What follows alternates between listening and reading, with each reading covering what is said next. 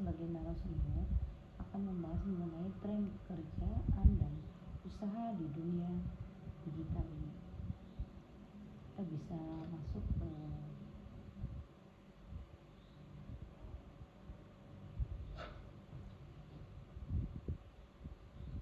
di sini. Yang akan kita bahas adalah perkembangan era digital ini berasal dari mulainya teknologi era industri 4.0 dan yang nanti yang terakhir adalah tren pekerjaan atau usaha di dunia digital ini.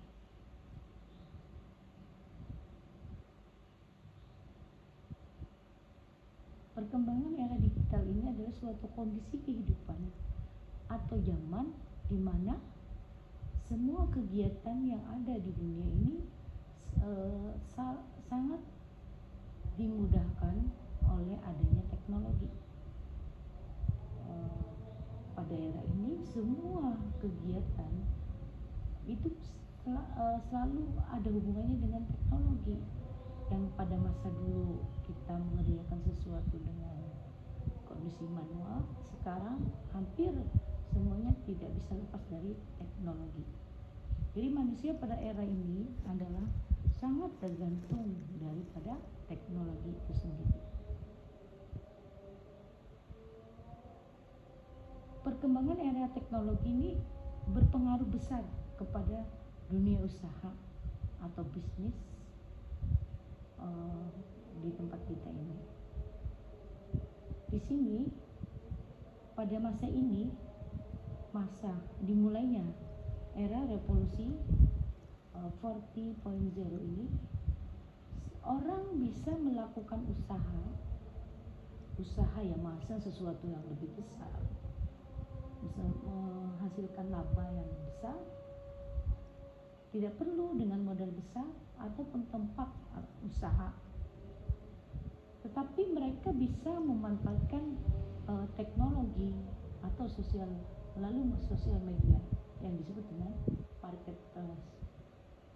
Jadi pada era ini tidak ada lagi seperti zaman sebelum era 4.0 itu. Kita ingin membuka usaha misalnya tempat jualan bahan plastik, kita perlu tempat yang besar karena untuk menarik pembeli kan, apabila biasanya akan mengundang toko yang besar dan komplit, itu akan mengundang konsumen datang ke sana. Nah, itu dibutuhkan modal yang sangat besar kan untuk tempat usahanya itu sendiri ataupun modal barang-barang yang ada di tempat itu sendiri. Nah, pada masa era ini orang jualan sudah kita bisa lihat lah. Dan sekarang apalagi di era pandemi, orang-orang belanja melalui secara online atau yang kita sebut di e-commerce. Di sana ada kegiatan jual dan beli, tetapi melalui transaksi online. Nah, itu sudah ada di perkembangan era digital ini. Ada 4 hal yang intinya berada pada era digital ini, yaitu aplikasi untuk berbisnis. Bisa kita lihat, mungkin ada di Tokopedia atau Blibli dan lain sebagainya. Kalau menurut saya sebagai kepala sekolah, kami juga di kegiatan pendidikan ada namanya dana bos. Dana bos itu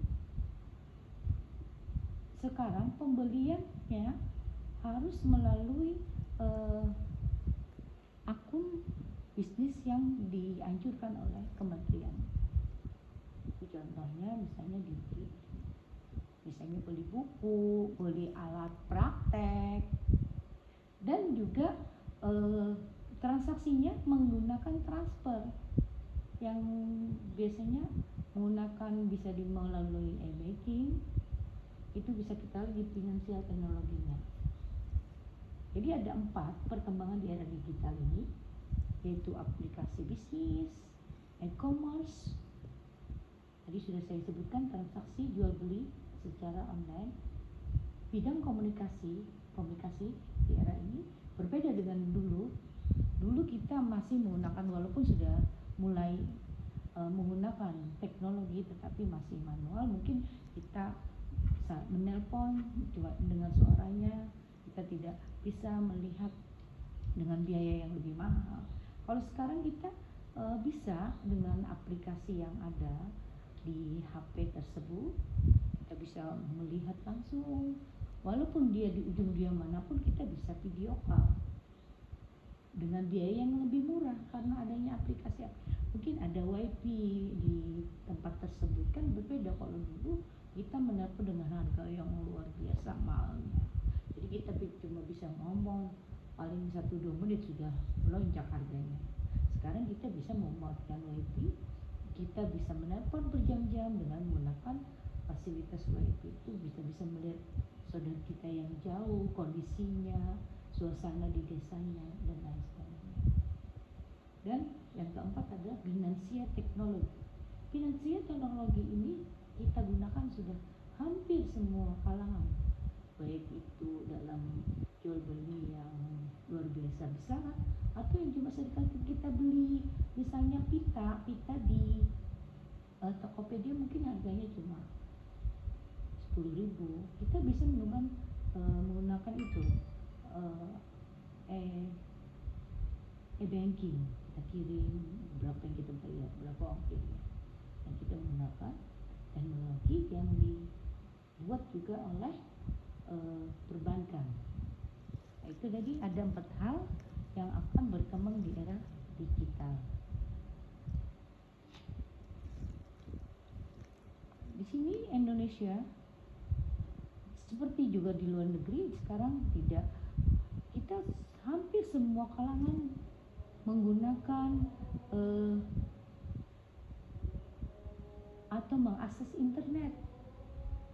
Orang luar biasa, provider mendapat keuntungannya karena di dalam misalnya satu rumah aja 5 orang, anaknya mungkin 3, orang tuanya 2, itu semuanya masing-masing menggunakan Android atau HP yang lainnya, pasti menggunakan kuota. Nah, semuanya mengakses internet, tidak usah yang dalam usia sekolah. Bayi juga menikmati suasana internet nih. Apabila misalnya ibu rumah tangga melakukan masak, nyuci, si bayi ini yang mungkin usianya masih di bawah 1 tahun, apabila dikasih HP, dikasih lagu-lagu atau film-film lucu, animasinya, mereka akan diam. Nah, begitu luar biasanya teknologi akan mengubah manusia, walaupun itu di negara kita. Nah, semua itu, perkembangan itu sudah mengalami revolusi. Kita mengalami era di mana semua inovasi itu merubah semuanya. Di sini teknologi menciptakan tren otomatisasi di dalam dunia kerja, dunia pendidikan, dan semua kegiatan. Walaupun itu menguntungkan, memberi masukan-masukan, tapi beberapa hal juga akan merugikan umat manusia itu sendiri. Karena kenapa? Di sini karena teknologi berkembang pesat, kita tidak lagi menggunakan tenaga manusia. Di pabrik-pabrik itu lagi misalnya dia lebih mengandalkan teknologi komputerisasi. Nah, tenaga kerja manusia juga diganti oleh mesin atau robot. Itu bisa dilihat, contohnya saya pernah melihat di dalam pabrik rokok. Dulu saya pernah juga melihat di daerah Jawa, pabrik rokok itu dikerjakan oleh begitu banyak pegawainya. Mungkin ada yang bagian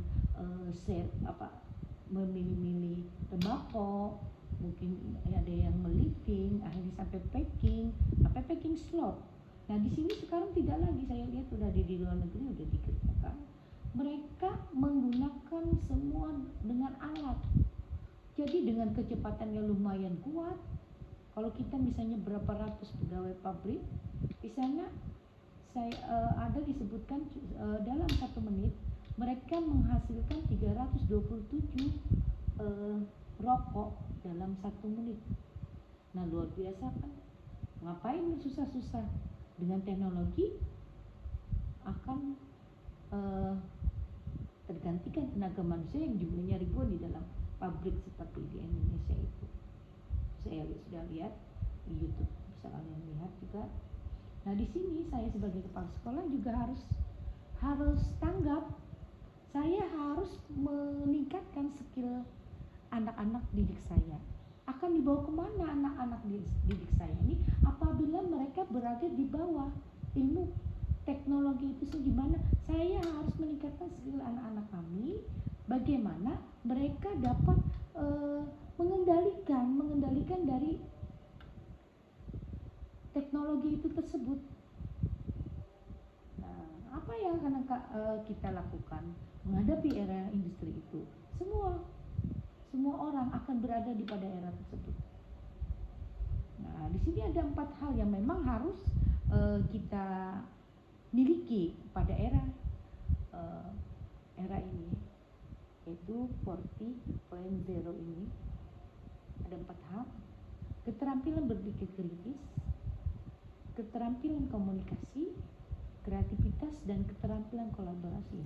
Mungkin zaman saya masih sekolah menengah, saya disuruh menghafal, mengerjakan, tapi selain tugas-tugas sekolah, mereka juga sebaiknya anak-anak didik kita juga harus membuka wawasan, dan guru juga memberi wawasan di luar materi-materi yang diberikan di sekolah. Artinya kita jangan menutup mata dengan teknologi ini. Kita harus mengikuti dan kita harus mengendalikan. Bagaimana caranya?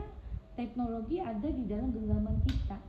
Nah, kita harus tahu pangsa pasar kita. Yang jelas mereka kan tidak bisa lagi bekerja sesuai dengan aturan yang dulu. Mereka harus disesuaikan tenaga kerja mereka, arahnya nanti kemana, yang mana yang tidak dapat digunakan dengan tenaga manusia, yang mana yang bisa dikerjakan dengan tenaga mesin. Nah, ini tadi kita ada 4 hal tadi saya singgung tadi ya.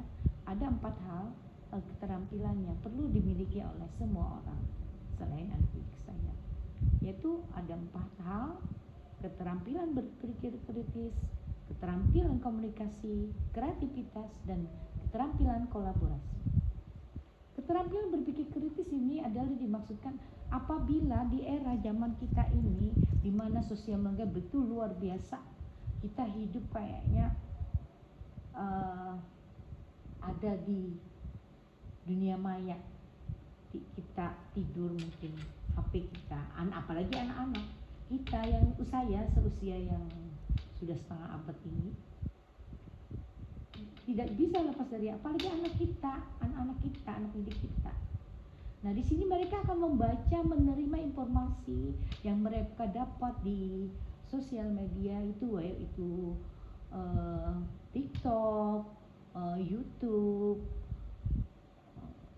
Instagram, dan lain sebagainya.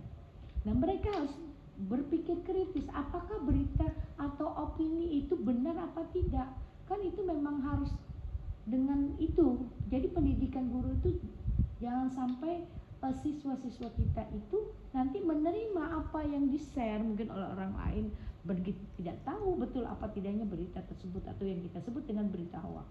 Nah, itu yang perlu kita berikan ilmu, bagaimana kita harus berpikir apa yang kita terima itu yang di-share oleh teman-teman kita di sosial media benar atau tidaknya. Contohnya seperti ini, pada saat pandemi kita diwajibkan pakai masker karena menghindari virus-virus itu masuk melalui pernapasan kita, tenggorokan kita. Tetapi ada opini mungkin ada opini dari seseorang yang tidak jelas siapa tuh, tapi ini banyak banget di share. Oh, ini katanya nggak perlu pakai masker misalnya ya, kita cuma makan ramuan ini sesuatu misalnya, kita akan terhindar dari COVID-19. Nah, itu kan sangat berbahaya. Itu banyak itu sampai sekarang beredar di masyarakat.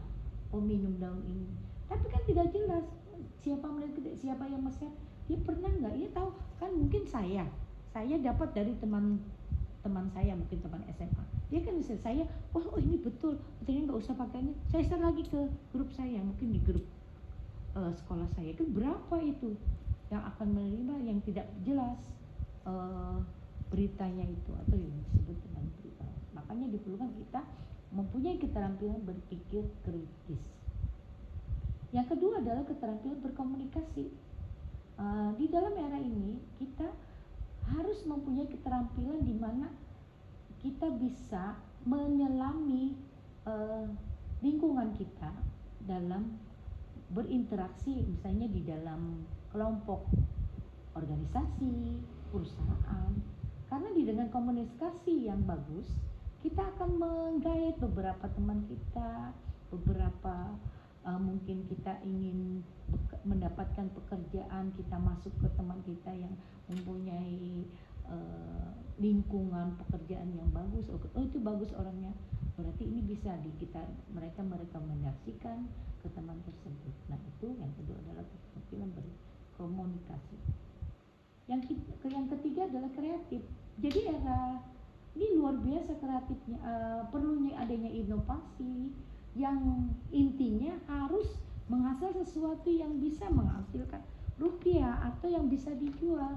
Kreativitas itu tidak bisa disebut kreatif walaupun dia mempunyai inovasi tapi tidak bisa dijual. Contohnya kita kan pernah ya kenal mungkin dengan kreator kita, Mas Hatta Halilintar. Dulunya dia juga tidak tahu kenapa dia cuma dengan mau upload seadanya.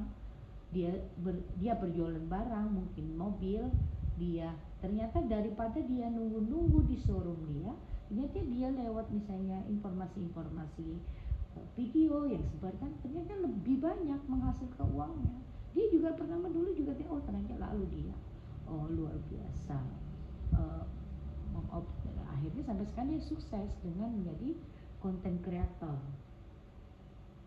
Yang keempat adalah keterampilan kolaborasi.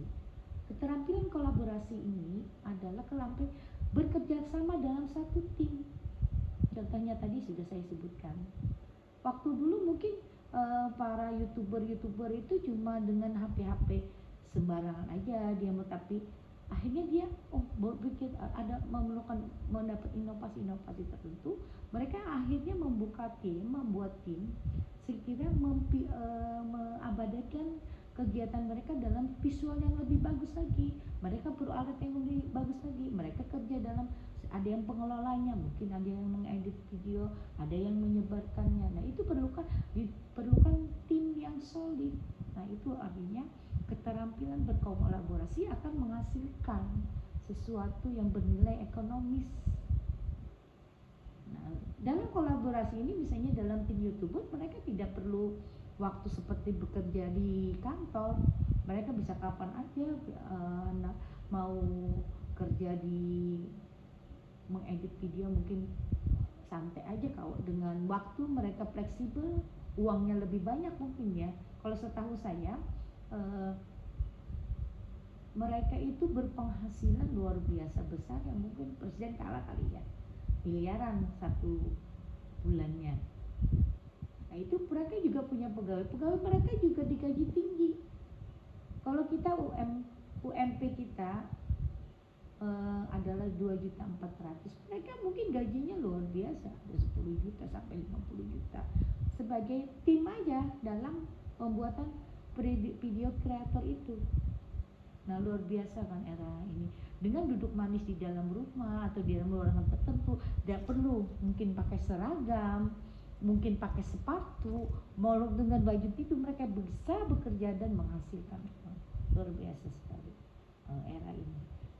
Tapi yang harus kita imbangi tadi, kalau kita tidak punya kreativitas, tidak punya peningkatan skill, kita akan jadi apa? Kita cuma bengong aja. Anak-anak kadang tidak kita ajarkan bagaimana caranya kita menjual produk. Itu kan dari sekolah juga bisa diajarkan. Nah, itu adalah 4 hal yang harus dimiliki oleh anak-anak didik saya terutama, atau secara umum orang-orang yang ingin bisa menghasilkan nilai ekonomisnya, meningkatkan nilai ekonominya. Nah, peluang usaha yang atau peluang pekerjaan di era digital ini setahu saya ada beberapa hal, yaitu freelance. Mereka bisa kerja freelance seperti yang saya sebutkan, dia bekerja misalnya paruh waktu, atau misalnya editor itu tadi salah satunya. Yang kedua adalah e-commerce. Mereka melaksanakan transaksi jual beli melalui transaksi online. Dropshipper adalah di mana transaksi pembelian itu kita cuma menghubungkan saja, tetapi yang mengirim barang adalah si pabrik tersebut ke konsumen. Ada digital marketing, blogger, trader saham, pengajar. Nah, pada pandemi ini yang dulunya biasanya ruang-ruang les bimbel itu diisi di dalam satu ruang, sekarang tidak lagi, karena memang kita tidak boleh bergerumbung. Para pengajar itu secara online mengajar siswanya melalui video call. Itu sudah saya lihat di Kumon ya. Kumon tuh ada suatu les privat matematika dan bahasa Inggris. Nah, mereka langsung ke anaknya, mungkin ada per jam, misalnya 2 orang dalam, itu beda-beda, dan ada pengajarnya secara online. Itu tanpa si pengajar pergi ke tempat les, mereka akan menghasilkan uang. Nah, itu luar biasa sekali. Ternyata era digital ini juga diimbangi dengan Allah memberikan masa pandemi COVID-19 ini.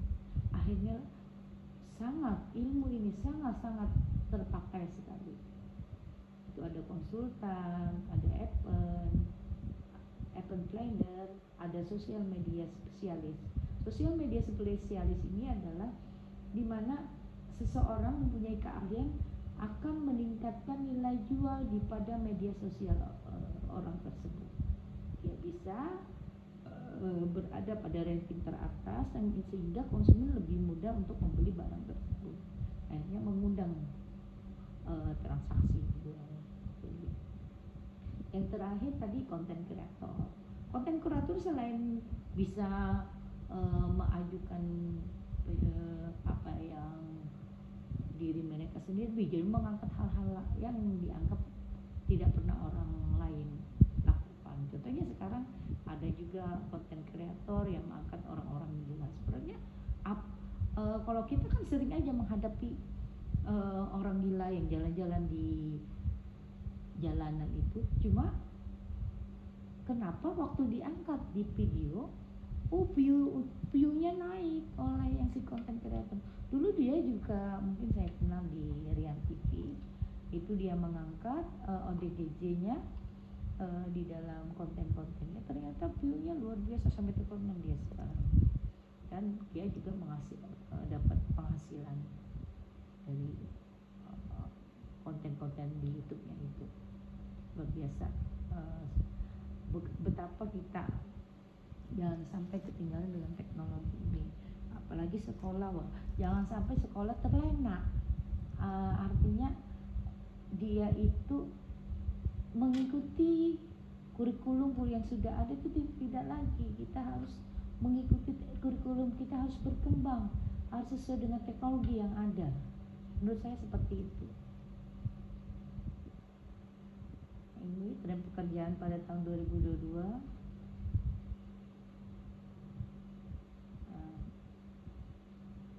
Nah, itulah beberapa tren pekerjaan di masa yang depan ini, bisa menjadi referensi bagi kalian. Semakin banyak skill yang kalian kuasai, semakin banyak pula bidang, semakin mudah pula kita mendapatkan pekerjaan itu. Terima kasih.